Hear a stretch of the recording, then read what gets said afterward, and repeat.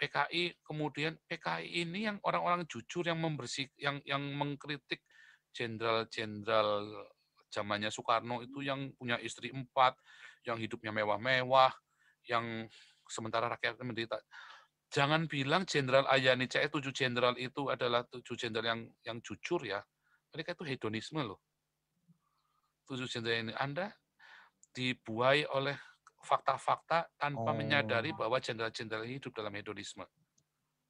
Makanya mereka kemudian... Soalnya yang diajarin di buku sejarah begitu kok. Iya, karena ya kan? Tapi pada kenyataannya zaman itu PKI itu mengkritik Soekarno karena jenderal-jenderalnya itu hedonisme hidupnya. Jadi PKI itu justru yang mengajarkan rakyat buat hidup benar. Ya, apakah PKI jahat? Sejahat apa coba PKI? Jahatnya di mana? Justru di zamannya PKI ini, tahun 26 pemberontakan sama Belanda yang mimpin PKI. Tahun 48 yang mimpin PKI. Ya kan? Madiun itu. Tahun 65 yang mimpin PKI. Nah, NU ini jadi korban, berapa banyak yang jadi korban? Ya kan, kemarin kita hitung, nggak nyampe 500. Total dari tahun 26 sampai tahun 65, nggak nyampe 500. Tapi berapa yang dibantai? Orang yang dianggap PKI sama orang NU. 3 juta. Orang NU loh. Ya kan? Gue suka bingung kalau ada Kristuber yang bilang Islam menjajah Nusantara. Padahal faktanya... Kapan Kristen datang?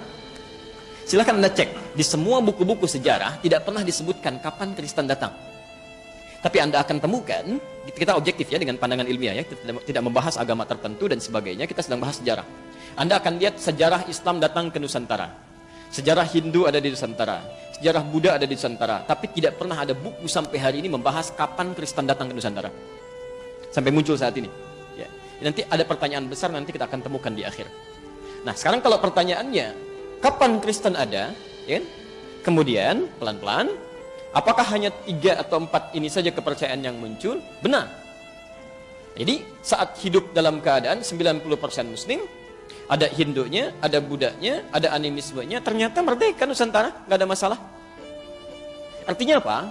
Artinya, mohon maaf, ketika umat Islam mendominasi dalam skup kerajaan, pemerintahan, dan sebagainya, keamanan, kedamaian itu luar biasa, nggak ada masalah.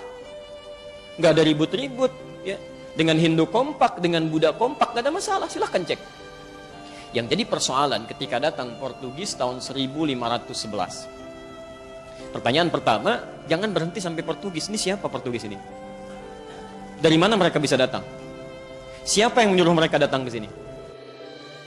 Siaplah, keadaan genting.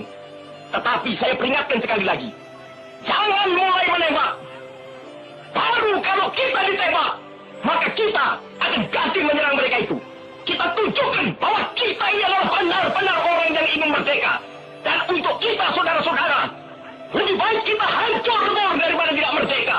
Sebelum kita tetap merdeka atau mati. Dan kita yakin, saudara-saudara, pada akhirnya pastilah kemenangan akan jatuh ke tangan kita. Sebab Allah selalu berada di pihak yang benar. Percayalah, saudara-saudara, Tuhan akan melindungi kita sekalian. Allahu Akbar, Allahu Akbar.